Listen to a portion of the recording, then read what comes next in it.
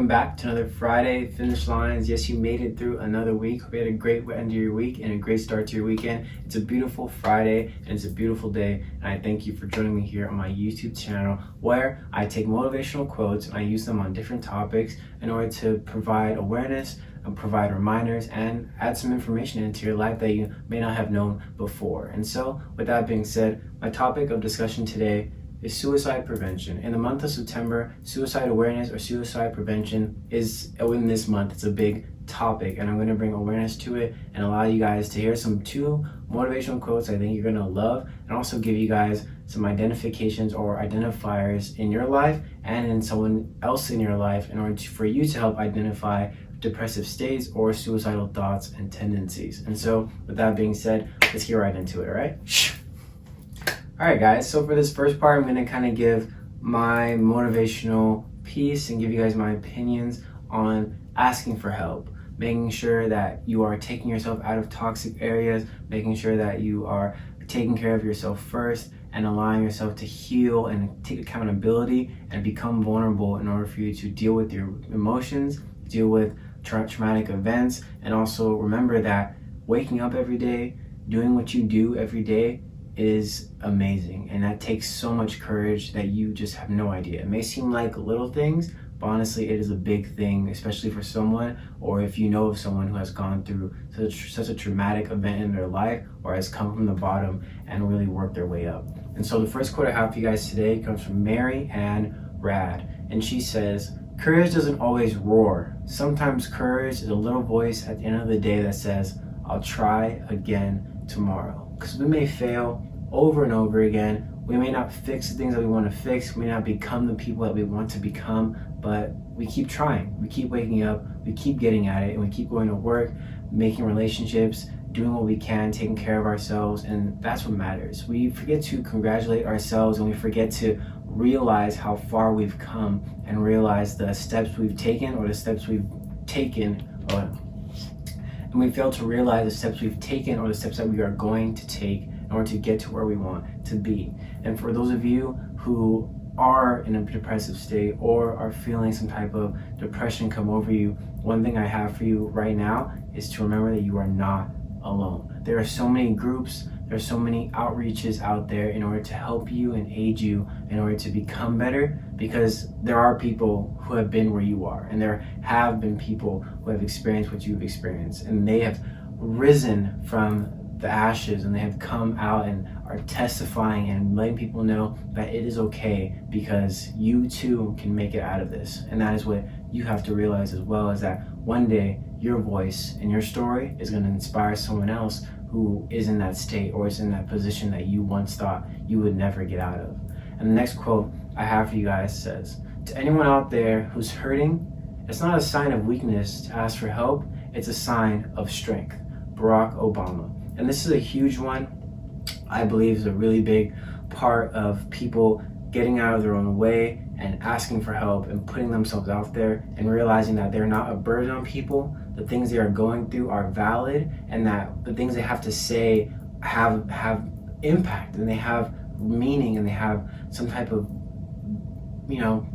validation in the people around them, and how your stories are going to help people and will impact lives. It may not be on this grand scale, but you could help somebody. You could help a little boy, a young girl, an elderly gentleman, or elderly woman get out of depressive state and realize that I matter because you matter, and then you realized that you mattered.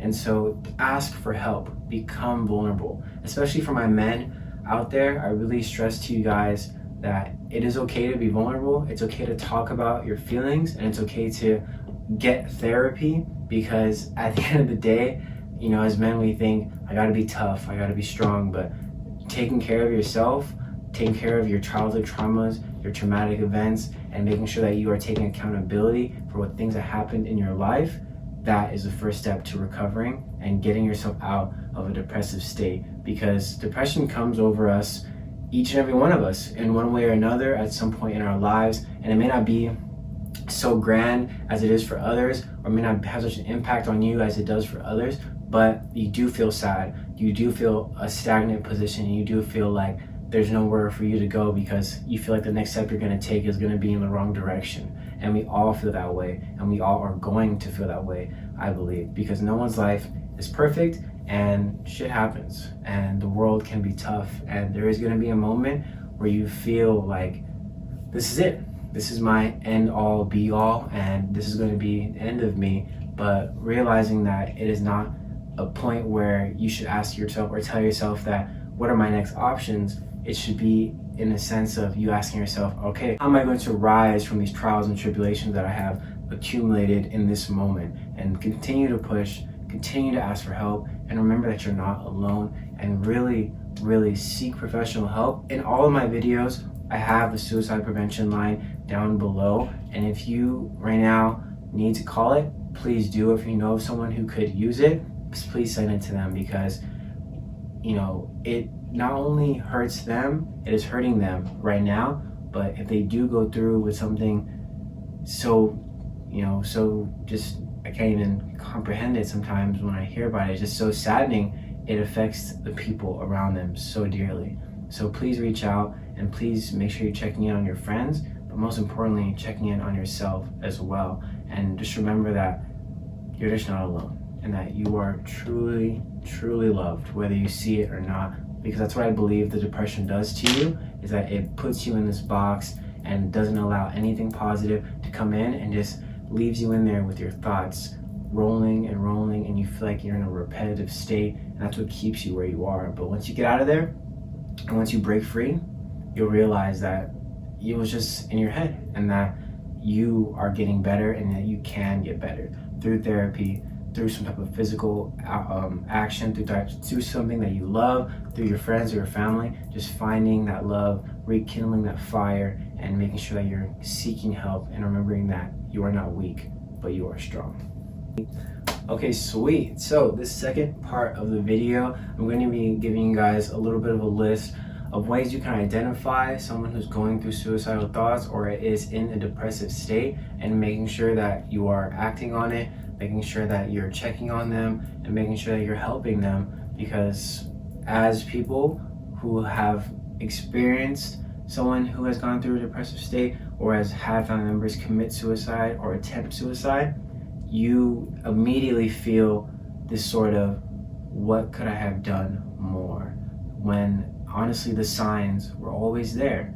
We just kind of choose to ignore it because we think there's no way our friend or our family member could be like that. There's no way they're going through that because they seem so happy. But honestly, the people who seem the happiest are the ones who are probably going through it the roughest. So make sure you're just checking on them, and make sure we're getting to a point where we are preventing them getting to that point. And so I'm gonna give you guys a little story first. Actually, there was this young girl who came into a meeting I was having with my fraternity at Cal State Long Beach, and she came in and she shared her story because she was starting a green ribbon initiative, a green ribbon club, which was suicide prevention, suicide awareness. And she came in there in front of 30 plus guys and shared her story about how there was a day where she was going to attempt suicide, where she thought this is the day. And she was the perfect student.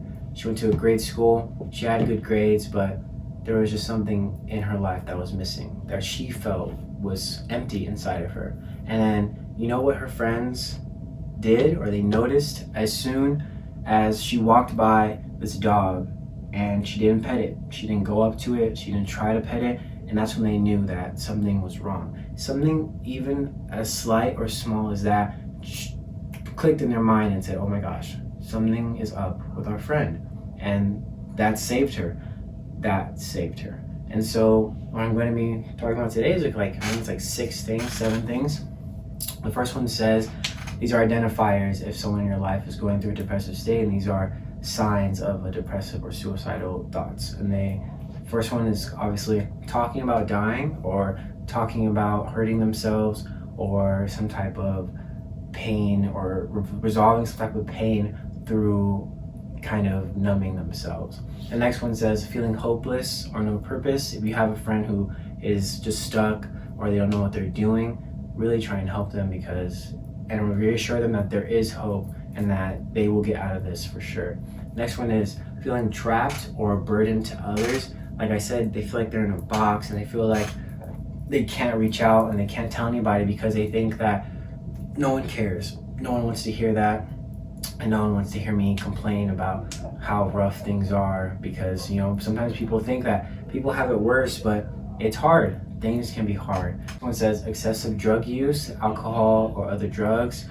This is a huge identifier as well for someone who is just going through some painful moments, someone who is in a depressive state, because like I said before, they are numbing themselves and they are getting rid of the thoughts because this is just easier because they think about other things or replaces it, but it is only temporary. Next one is sleeping too little or too much. This one can also just be related to, just working too much or working too hard, but sleep is a huge factor. You need those 8 hours, and if your friend or family is not getting those 8 hours or they're getting more than that, make sure you check on them. The next one is mood swings. If your friend or family member is acting in a way where they're kind of getting angrier, or they get more sensitive, or they're just all over the place when it comes to things that are happening throughout the day, that could be identifier of depression or suicidal thoughts. The last one is isolating or withdrawing. If your friend or family member is taking themselves away from you or from everybody and not doing the thing that they would usually love to do, or not being as outgoing as they once were, then that could be also an identifier. They also could just be introverted, but also, there are things introverts love to do, and so just make sure you're recognizing these isolation moments or recognizing what it is that's going on in their life. I hope you guys took away from all of those. I hope you guys can use them and really take note of maybe yourself, and maybe go down this list and find out what it is that you are experiencing, and also think about your friends or family and make sure you're watching out for these signs so that we can prevent and get rid of the amount of suicides that happen every year. Sweet. Thank you guys so much for joining me here on my Friday Finish Lines. This was a very, very touching topic, and I'm glad I got to speak on it, and I got to share it, and I hope you guys enjoyed what I had to say today, because it is a huge, huge thing in our world, and it does affect everyone, no matter your age, no matter where you think you are in your life, it does affect you. And just make sure you're identifying it, remembering that you're not alone and that there is help in this world, and just make sure you're taking care of yourself first before you put the needs of others before yourself. So yes, you are loved, you are cherished, and this world needs you. You are one of a kind. There's no one else like you. Whether you think that you need to be doing more or you're not doing enough, then that's okay, because you are where you're supposed to be, and the next step will come. Just keep working hard, keep waking up, because you trying and trying is going to pay off. But with that being said, I'll see you guys next week. I appreciate each and every one of you, and thank you for your support.